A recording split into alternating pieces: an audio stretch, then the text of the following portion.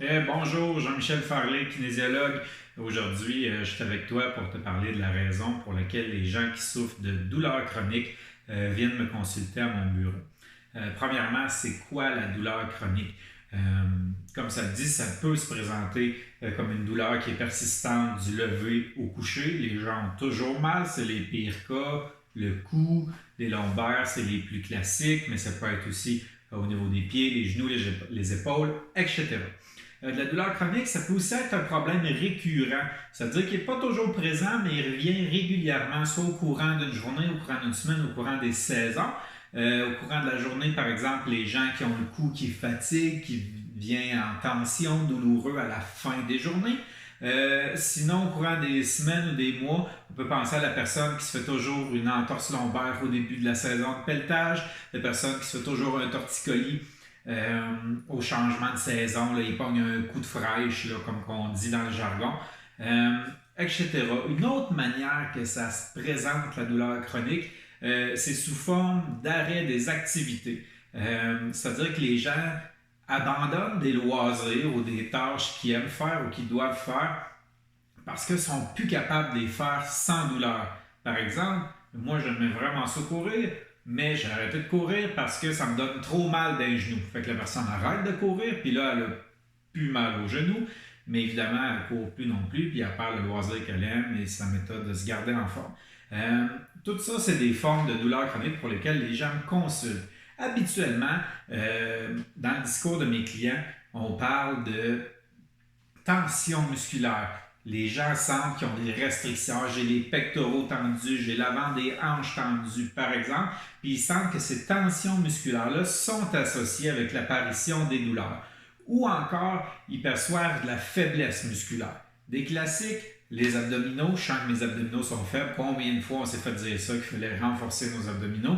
Je sens que mes fessiers sont faibles. Souvent, c'est associé à de la symétrie. Je sens que ma fesse à droite est faible, puis c'est pour ça que j'ai mal dans le dos à droite, par exemple. Et donc, la plupart de mes clients se plaignent de tension ou de faiblesse musculaire, puis ils sentent que c'est associé un avec l'autre. Donc, c'est ces raisons-là qui amènent les gens à venir me consulter pour avoir une solution à leurs problèmes de douleur, de faiblesse et de tension musculaire. Comment je peux les aider? Je les aide en deux volets. Le premier, c'est au niveau de la posture. La posture, qu'est-ce que c'est? Avant toute chose, c'est notre relation avec la gravité. Mon fiscaliste, il n'arrête pas de me dire qu'il y a deux fatalités dans la vie, la mort et l'impôt. Moi, je te dis qu'il y en a une troisième, et c'est la gravité. Puis c'est de celle-là que je m'occupe dans mon bureau. Parce que les impôts, c'est pas pour moi. La gravité, il faut se tenir debout comme être humain pour se déplacer. C'est un prérequis. Tenir debout, c'est un prérequis pour faire à peu près tout ce qu'on fait.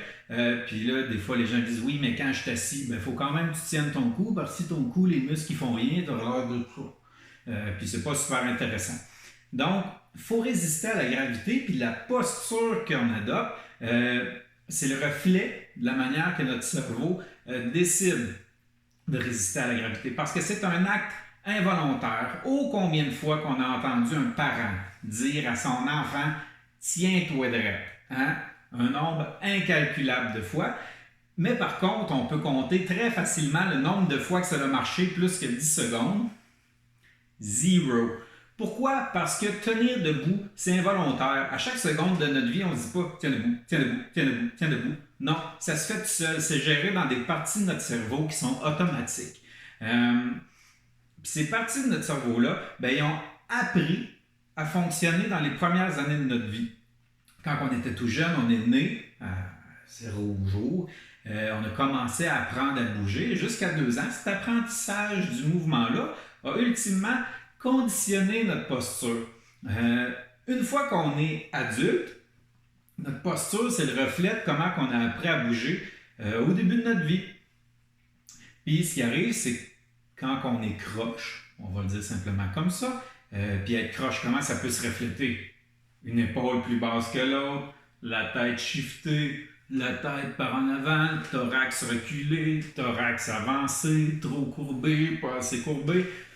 Bref, toutes les manières existent, tous les schémas existent.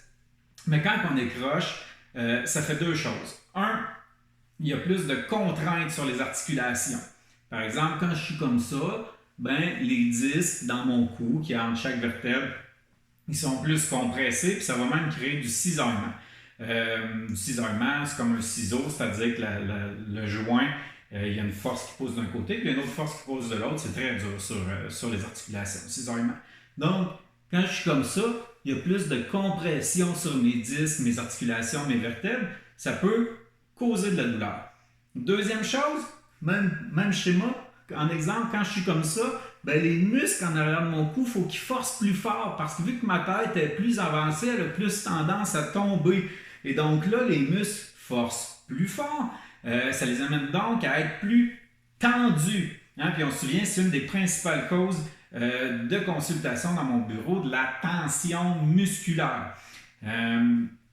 Donc, quand on a une mauvaise posture ou qu'on décroche, on va le résumer comme ça cause des contraintes articulaires et de l'excès de tension musculaire, de l'excès d'effort musculaire. Donc, moi, c'est le premier axe sur lequel j'interviens auprès de mes clients. Puis je commence par ça simplement parce que la posture, tenir debout, résister à la gravité, c'est tous des synonymes, ça précède le mouvement. Ultimement, c'est le mouvement qu'on recherche parce que c'est comme ça qu'on interagit avec notre environnement. C'est la seule chose qu'on fait concrètement dans notre journée. On bouge. Mais la posture, ça devient comme le plan de référence au mouvement. C'est la base du mouvement. Ensuite, mes clients, une fois qu'ils sont droits, qu'ils sont à niveau, je les coach dans leur mouvement. C'est quoi le but? C'est de créer de la symétrie. Que les deux fessiers soient assez forts, que les deux psoas soient assez forts, que les pectoraux gauche-droite soient assez forts, que les muscles du cou soient symétriques, mais aussi créer de l'efficience, de la coordination. C'est quoi de l'efficience? C'est de dire que le cerveau a besoin de très peu de courant, de très peu d'énergie pour faire bouger l'articulation adéquatement. Qu'est-ce que ça fait? Bien, ça fait que, littéralement, on a besoin de moins de force ou de moins d'efforts mentaux pour créer le même niveau de force, pour créer le même mouvement. Qu'est-ce que ça fait? Bien, ça fait plus d'endurance, ça fait plus de force, plus d'agilité, plus d'économie d'énergie. Puis habituellement, quand on a à forcer moins fort pour accomplir les mêmes gestes au quotidien, bien, ce qui arrive, c'est que le niveau de tension musculaire, il se réduit. Même chose que quand on est plus droit, le niveau de tension musculaire nécessaire pour tenir debout, il se réduit. Donc, c'est pour ça qu'une fois que les gens ont une posture adéquate, je vais coacher leur mouvement pour que ça bouge mieux, donc qu'il y ait moins de contraintes articulaires, puis que les muscles aient à forcer moins fort, donc qu'il y ait moins de tension musculaire. Comment je fais ça? Premièrement, comme j'ai dit, on a appris à se tenir debout dans les premières années de notre vie. La première, on n'était même pas debout, on était à plat ventre, on était sur le dos, on était à quatre pattes, etc. On rampait. Ces mouvements-là ont tous conditionné la manière que plus tard on allait tenir debout. Puis dans la deuxième année, on pourrait dire qu'on a appris à marcher, on a appris à courir. Fait que c'est important d'aller regarder jusque-là. Tu sais, souvent, on parle d'aller à la source du problème, d'aller au root cause en anglais, la cause racine, si je fais une traduction bête.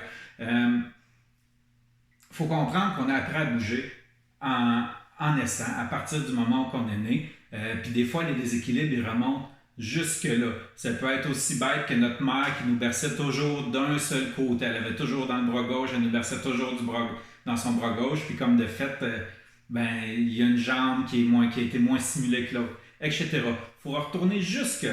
Mais avant toute chose, la posture, c'est conditionné par des sens. C'est nos sens qui informent notre cerveau de comment la gravité tire sur notre corps vers le bas. Il y a deux sens qui sont particulièrement importants pour la posture. Le plus important, c'est le toucher, qui vient de la peau, sous les pieds. La peau des pieds, elle sent la gravité qui tire notre corps vers le sol, puis elle peut informer le cerveau de comment la gravité fait son effet sur nous pour qu'on y résiste mieux. Ça s'entraîne. Il y a deux méthodes que j'affectionne beaucoup dans mon bureau pour entraîner la peau des pieds. Je te les montre tout de suite. La première, la balle NeuroSpike, c'est des amis à moi qui l'ont fait développer.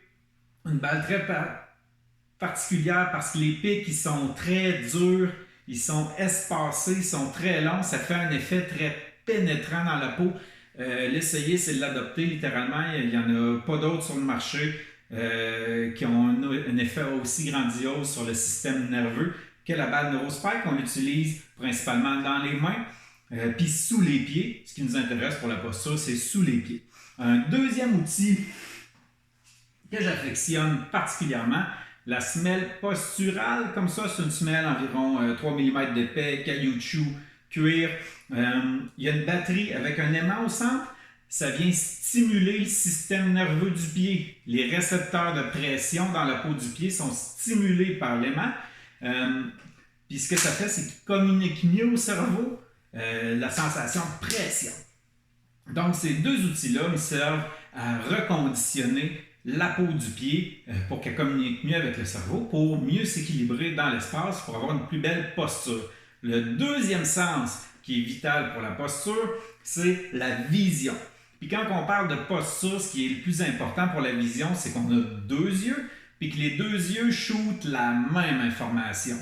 Pourquoi? Parce que chaque œil voit l'horizon, comme par exemple le sol, que ce soit à l'intérieur ou à l'extérieur, ou les verticales à l'extérieur, c'est les arbres surtout, mais on peut penser aux coins de mur, etc. Bref, notre vision prend des repères, puis le cerveau sort de ces repères-là pour orienter le corps dans l'espace. Mieux que nos yeux fonctionnent, plus qu'on va être droit, moins bien qu'ils fonctionnent, plus qu'on va être croche. Souvent, ce qui arrive, c'est qu'il y a un œil qui est plus fatigable que l'autre au courant de la journée. Puis à ce moment-là, plus qu'on avance dans la journée, il se fatigue, puis il y a plus de misère à focusser, à être directement sur sa cible. Ça fait des images qui sont asymétriques. Qu'est-ce que ça fait ultimement? C'est que quand les images sont asymétriques, bien, la posture, tout simplement, devient asymétrique parce que le cerveau, il ne sait pas, lui, il est niaiseux par bout d'un cerveau. Il ne sait pas qu'il y a un œil qui est faible, puis il n'est pas capable de faire le chemin inverse et de corriger l'image. Non, les images sont croches, bien, le corps devient croche et ça se réentraîne assez facilement. Donc, ça, c'est ce que je fais pour la posture. Ensuite, le coaching en mouvement. Un peu la même chose, ça commence par les sens. C'est quoi le sens le plus important pour le mouvement? C'est le sens de l'équilibre qui est au niveau des oreilles parce qu'il nous sécurise dans notre mouvement. C'est lui qui nous empêche de tomber. C'est un mécanisme d'urgence. Ça nous empêche de tomber quand on bouge. Donc, il y a des tests qu'on peut faire à savoir est-ce que les deux oreilles informent aussi bien le cerveau sur les déséquilibres potentiels. Ensuite, un autre sens qui est particulièrement important, c'est la conscience corporelle. Si tu fermes les yeux et que tu touches ton nez, tu utilises ta conscience corporelle, les muscles de ton corps, tes articulations, informent ton cerveau d'où tu es. Tu n'as pas à te voir pour savoir où tu es. C'est un sens qui est particulièrement important pour bouger que de savoir où qu'on est dans son propre corps. C'est des sens qui s'entraînent. C'est-à-dire qu'on peut améliorer la connexion entre le corps et l'esprit, ou on peut améliorer la manière que le cerveau utilise les sens. Puis ensuite, l'angle que j'utilise pour coacher le mouvement. Ça, c'est le mien, puis il y en a d'autres, puis c'est correct, mais moi, je vais te présenter le mien parce que c'est celui que je trouve qui fait le plus de sens dans ma pratique. C'est que je refais les étapes du développement moteur, c'est-à-dire qu'on l'a appris dans un certain ordre, le mouvement.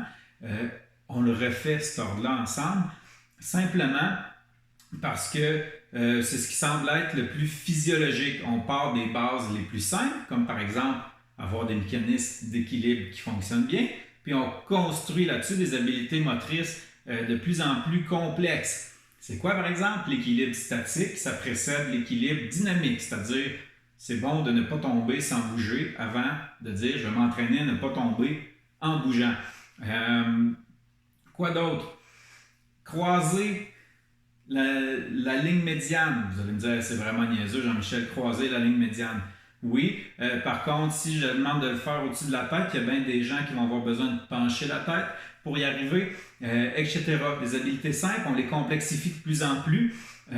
Dans l'ordre que les gens l'ont appris, on fait toutes les étapes du développement moteur, des exercices couchés sur le dos pour la chaîne postérieure, sur le ventre, du rampé, du quatre pattes, des exercices de jonglerie, des exercices avec un métronome pour développer du rythme, etc. pour créer, comme j'ai dit tout à l'heure, de l'efficience dans le mouvement, de la coordination, c'est-à-dire que le cerveau soit vraiment bien connecté à toutes les articulations, puis que le mouvement soit rapide, fluide, efficace et donc avec moins de tension musculaire et moins de contraintes articulaires. Ultimement, c'est quoi les bénéfices de tout ça? Premièrement, le plus grand bénéfice, c'est que ce que je propose, les résultats sont permanents. Et c'est pour ça que je propose ça comme plan de traitement. Des résultats permanents, je pense que ça l'intéresse beaucoup de gens. Deuxième chose, on augmente la force, on augmente l'endurance, on augmente la mobilité, la coordination générale. C'est vraiment ça les résultats concrets que les gens vont voir. Puis ultimement, ça mène à avoir moins de douleur parce qu'il y a moins de contraintes articulaires, il y a moins de tension musculaire. Ça, c'est ce que les gens y recherchent. Comment qu'on fait ça? Ce que je demande à mes clients, c'est 2 fois 5 minutes d'exercice par jour. C'est pas beaucoup, mais c'est essentiel. Pourquoi? On veut conditionner le corps à bouger. Puis ça, pour y arriver, il faut faire souvent les mêmes mouvements. Ça veut dire quoi? Ça veut dire environ 3 exercices qui prennent 1 minute et demie chaque à faire, 2 fois par jour. Puis pour ça, pour y arriver à avoir des résultats optimaux, on parle d'1 an. Pourquoi 1 an? Simplement parce que c'est le temps pour reprogrammer la posture, c'est-à-dire que le travail sur la posture soit permanent. Donc, 1 an pour la posture. Pendant ce temps-là, une fois que la posture est droite, on veut quand même l'amener permanente, mais on fait le plus de coaching en mouvement possible pour créer le plus d'efficience possible. Je vais voir mes clients habituellement 16 fois sur l'année, ça veut dire plus ou moins aux 3 semaines avec 4 semaines de vacances, 2 à Noël, 2 l'été, grosso modo. Puis ultimement, ce que les gens voient, c'est qu'ils ont plus de force, plus d'endurance, plus de mobilité, plus de coordination et moins de douleur. Il y a quand même des bénéfices secondaires à tout ça. Habituellement, quand on se tient mieux, on a plus de confiance en nous. Quand on dépense moins d'énergie à tenir debout et à bouger, bien, ça favorise un paquet de processus qui sont plus cognitifs comme la mémoire, l'attention, la gestion des émotions, le langage, toutes des choses que mes clients disent bien, que ça s'améliore un peu dans le processus simplement parce qu'on libère des ressources. Ça prend moins d'énergie bouger, fait que tu as plus d'énergie pour faire d'autres choses comme te concentrer, gérer tes émotions, etc. Donc, si ça t'intéresse d'investir 2 fois 5 minutes par jour pendant 1 an pour un total de 3650 minutes pour devenir plus fort, plus endurant, plus mobile et avoir moins de douleur, tu peux m'appeler ou m'écrire sur mon courriel. Ça va me faire plaisir de fixer une consultation avec toi. Bonne journée. Jean-Michel Farley, kinésiologue.